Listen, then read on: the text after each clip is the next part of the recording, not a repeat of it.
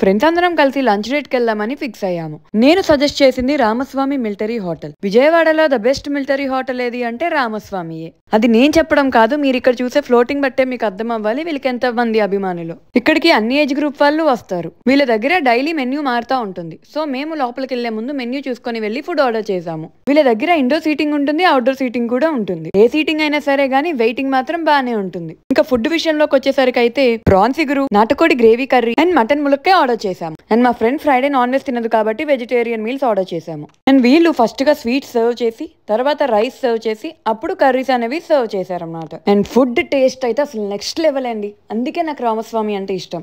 నేను వీళ్ళ క్వాలిటీకి గానీ టేస్ట్ కి గానీ చాలా పెద్ద ఫ్యాన్ ని. అండ్ ఫుడ్ తినేసాక సోడా కావాలంటే సోడా, స్వీట్ పాన్ కావాలంటే స్వీట్ పాన్ అనేది వీళ్ళ దగ్గర అవైలబుల్ గా ఉంటుంది. వీళ్ళ దగ్గర బిర్యానీస్ ఓన్లీ సండేస్ అవైలబుల్ గా ఉంటాయి. సో ఎవరైతే ఇక్కడ ఫుడ్ ట్రై చేశారో కామెంట్ సెక్షన్ లో మీ రివ్యూస్ అనేది ఇవ్వండి. ఎవరైతే ట్రై చేయలేదో వెళ్ళి ట్రై చేసేయండి. ఇలాంటి మరెన్నో అప్డేట్స్ కోసం follow my page and have a nice day.